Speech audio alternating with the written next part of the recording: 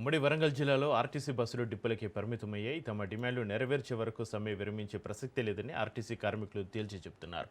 ప్రభుత్వం ఇచ్చిన హామీలు నెరవేర్చే వరకు సమ్మె కొనసాగిస్తామంటున్న కార్మికులతోటి మా regional coordinator Chandrashekhar face to face.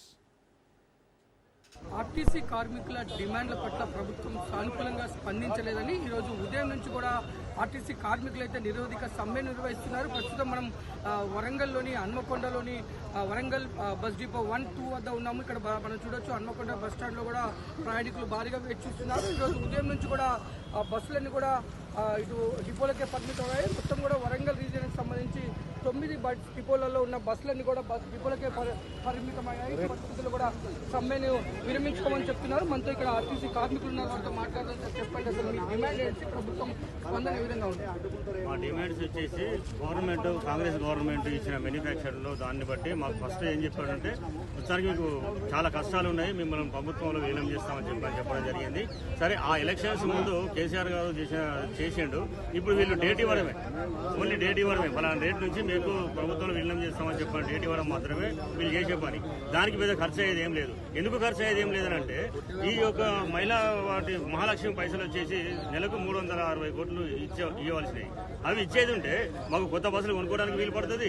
తర్వాత మనకు జీతాలు అన్ని 3 పే స్కేల్స్ రావాలి. మనకు దాదాపు ఈ నెలతో 3 పే స్కేల్స్ రావాలి. 3 పే స్కేల్స్ లేకుండా కనీసం 10 సంవత్సరాల నుంచి మా జీవన విధానం ఎట్టుండవాలి అనే దాని మీద మేము గతంలో ఇచ్చినాం. మనం ఏది సమ్మె స్టేట్మెంట్ ఇచ్చినాం. ఇచ్చిన తర్వాత కొంచెం వాయిదా వేసుకోండి, ఇప్పుడే కదా 2 సంవత్సరాలు అవుతుందని చెప్పానంటే వాయిదా వేసుకోవడం జరిగింది. జరిగిన తర్వాత 40 రోజుల ముందు మేము మళ్ళీ ఈ ప్రస్తావన తీసుకురావడం జరిగింది. ఈ 42 రోజుల నుండి ఈ 42 రోజుల నుంచి కాలయాపన చేస్తూ నిన్నటికి నిన్న 3 ఐఏఎస్ ఆఫీసర్తో మా ఎంపీ గారితో కూర్చోబెట్టి మాట్లాడడం జరిగింది. అప్పుడు ఆ మాట్లాడే విషయంలో మాట్లాడడం జరిగింది. ఆ మాట్లాడింది ఏమున్నది? ఓన్లీ జస్ట్ ఒక టైంపాస్.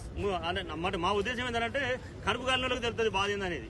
దాని మీద మేము అనుకునేది ఏంటంటే 3 పెట్టి కాలయాపన 2.5 గంటలు 3 గంటలు కాలయాపన చేసి 4 వారాలు గడవడం జరిగింది. సార్, మీరు చెప్పండి, అసలు ఏమేమి సమస్యలు మీరు కార్మికులు ప్రభుత్వాన్ని డిమాండ్ చేస్తున్నారు? ఏ సమస్యల పట్ల మీరు స్పందించాలని మీరు డిమాండ్ చేస్తున్నారు? ముఖ్యమంత్రి గారు ఇచ్చిన హామీలనే నెరవేర్చమంటున్నాం. కొత్త ఏం పెట్టలేదు, కొంతమ్మ కోరికలు మేము తీసుకోలేదు. ముఖ్యమంత్రి గారు ఎన్నికల మేనిఫెస్టోలో ఏమైనా హామీలు ఇచ్చినా గయ్యే చేయమంటున్నాం. అదనంగా చేసేటి కార్యక్రమాలు మేము చేపట్టలేదు. మాకు సమ్మె కొత్త కాదు. సకల జనంలో సమ్మె చేసినాం. ఆర్టీసీ కార్మికుల కదలికతోనే ఢిల్లీని కదిలించినటువంటి చరిత్ర ఆర్టీసీ కార్మికులకు ఉన్నది. వీళ్ళేదో భయపెట్టించి మిమ్మల్ని ఎస్మా ఉపయోగిస్తాం, మీ ఉద్యోగాలు తీసేస్తామంటే భయపడేటువంటి కార్మికులు ఇక్కడ ఎవరు లేరు. ప్రభుత్వం తక్షణమే స్పందించి కార్మికులు కోరినటువంటి న్యాయమైన డిమాండ్లను పరిష్కరించి ఈ సమ్మెను కొనసాగించకుండా ప్రభుత్వమే బాధ్యత తీసుకోవాలని కోరుతున్నాం. ఇది ఆర్టీసీ కార్మికులు అయితే మొత్తం ప్రభుత్వం సానుకూలంగా స్పందించే వరకు మేము నిరవధిక సమ్మెను అయితే చేస్తామంటున్నారు. ఇదే నేపథ్యంలో మహిళా కూడా ఇక్కడ సమ్మెలో పాల్గొంటున్నారు, మనతో ఉన్నారు.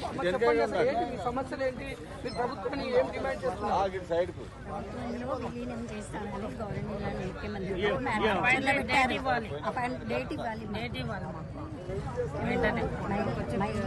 టికెట్లు వచ్చిన దగ్గర నుంచి చాలా వస్తలు పడుతున్నాం. మేము డ్రైవర్లను కొడుతున్నారు, మమ్మల్ని కండక్టర్లను బెదిరిస్తున్నారు, వాళ్ళని కూడా కొడుతున్నారు, నానా టార్చర్లు పెడుతున్నారు. అయినా కానీ మేము ఆ స్కీమును ముందుకు నడిపించి లాభాలలోకి తీసుకొచ్చాము.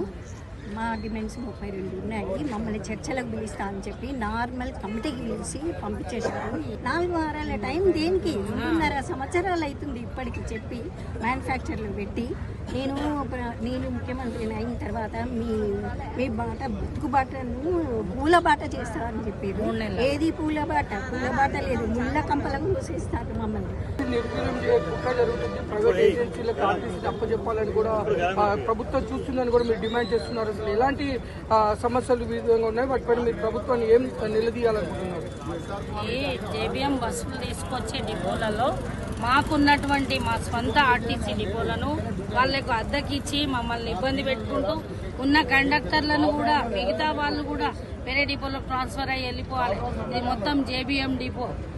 ఎక్కడిదండి ఆర్టీసీ? ఎవరిది ఆర్టీసీ? నిజాం ఆర్టీసీ ఎవరిది కాదు. మాకు జీతాలు పెరుగుతాయి, ఆఫీసర్లకు డబల్ జీతాలు పెరుగుతాయి, కానీ ఏనాడు కూడా అధికారులు మాకు చేయలేదు. ఎప్పుడు కూడా బెదిరించుడు, పని చేయించుకున్నాడు, ఇదే జరుగుతుంది. ముఖ్యమంత్రి గారు స్వయంగా నా బస్సు ఎక్కి మహబాద్ దగ్గర నేను రాగానే మీకు విలీనం చేస్తామా, మీరు అందరూ ఓట్లేయాలంటే మీరు ఈ నలుగురితో తిరిగితే కాదు సార్. ఆ కొండ సురేఖను, ఏంటి సీతక్కను అందరినీ తీసుకొని బాగా తిరగండి, మేము చేయుతనిస్తాం, మీరు గెలుస్తారు, గెలిచిన తర్వాత మాకు నెరవేర్చాలి, విలీనం చేయాలంటే సరే అని ఒప్పుకున్న రేవంత్ రెడ్డి గారు ఇవాళ ముఖం చూపిస్తలేరు మాకు. మేనిఫెస్టోలో తను పెట్టిన ప్రకారంగానే మేము అడుగుతున్నాం, కానీ మాకేమో గొంతెమ్మ కోరికలు మేము అడగట్లేదు. గవర్నమెంట్ లో విల్లం చేస్తా అన్నారు. మేము ఫస్ట్ నేను పదవిలోకి రాగానే ఫస్ట్ సంతకం ఆర్టిస్ట్ వాళ్ళదే పెడతా అన్నారు. ఇప్పటి వరకు ఏమైందండి? ఇప్పుడు 2 సంవత్సరాలు అవుతుంది. ఇప్పటి వరకు కాలయాపన చేసుకుంటా ఇప్పుడు 4 వారాల గడువు అడగడం ఏంటో మాకు అర్థం కావట్లేదు. ఇది కాలయాపనే తప్ప వేరే ఏం అనిపించట్లేదు మాకు. మాకు సమయం కొత్త కాదు, ఉద్యమాలు కొత్త కావు. అప్పుడు 55 రోజులు సమయం ఇస్తేనే కదా మాకు తెలంగాణ వచ్చింది.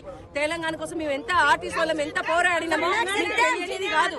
ఇప్పుడు మీరు పరోక్షంగా ఉండి సమ్మెలోకి తీస్తున్నారు తప్ప వేరే వారి ప్రోత్సాహం చేస్తే మేము వచ్చిన వాళ్ళం కాదు. మీరు గవర్నమెంట్ లో వీళ్ళని చేయండి. మమ్మల్ని మా అవుట్ సోర్సింగ్ వాళ్ళను పెట్టుకుని మమ్మల్ని పక్కకు నెట్టడం ఇది కరెక్ట్ పద్ధతి కాదు.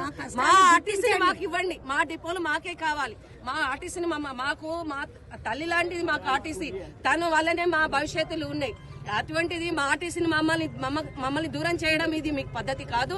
మీరు పోలీసు వాళ్ళతోటి మమ్మల్ని రానియకుండా మా డిపోల కాడ మమ్మల్ని భయభ్రాంతులు చేయడం మీకు పద్ధతి కాదు. గౌరవనీయుల సీఎం గారు మీ గౌరవాన్ని మీరు కాపాడుకుంటారని మేము ఆశిస్తున్నాం.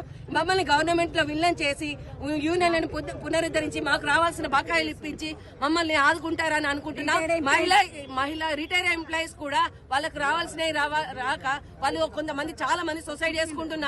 వాళ్ళు చాలా మంది చనిపోయారు మాకు తెలిసి. ఇది వాళ్ళను చనిపోయేటట్టు చేస్తున్నది మీరే. ఇది మా ఆర్టిస్ట్ వాళ్ళని బాధ పెడుతున్నది మీరే. మమ్మల్ని సమ్మెలోకి దిగేటట్టు చేసింది మీరే. కాబట్టి మాకు రావాల్సిన ఇప్పించి మా సమ్మె విరమించేటట్టు మీరు చేస్తారని మేము ఆశిస్తున్నాం. మీ గౌరవాన్ని కాపాడుకుంటారని ఆశిస్తున్నాం. రీసెంట్ పండుగ ఉన్న 9 డిపోలకు సంబంధించిన బస్సులు మొత్తం కూడా బస్ డిపోలకే పరిమితమయ్యాయి. ఇటు కార్మికులు కూడా 3008 మంది కార్మికులు అయితే ఆ బస్ డిపోల ముందు బయట ఇచ్చిన పరిస్థితి అయితే ఉంది. మొత్తం ఒక్క బస్ సర్వీస్ ను కూడా బయటికి రానిచ్చలేదు, నడవకుండా అడ్డుకుంటామని చెప్పేసి కార్మికులు చెప్తున్నారు. ప్రభుత్వం మాకు హామీ ఇచ్చిన విధంగా మా న్యాయమైన డిమాండ్లు నెరవేర్చాలి, కాలయాపనతో టైం వేస్ట్ చేయకుండా ప్రభుత్వం ఇచ్చిన నిర్ణయానికి కట్టుబడి ఉండాలని అయితే ఇటు కార్మికులు డిమాండ్ చేస్తున్న పరిస్థితి. కెమెరామెన్ బాలుతో చంద్రశేఖర్, రాజ్ న్యూస్, వరంగల్.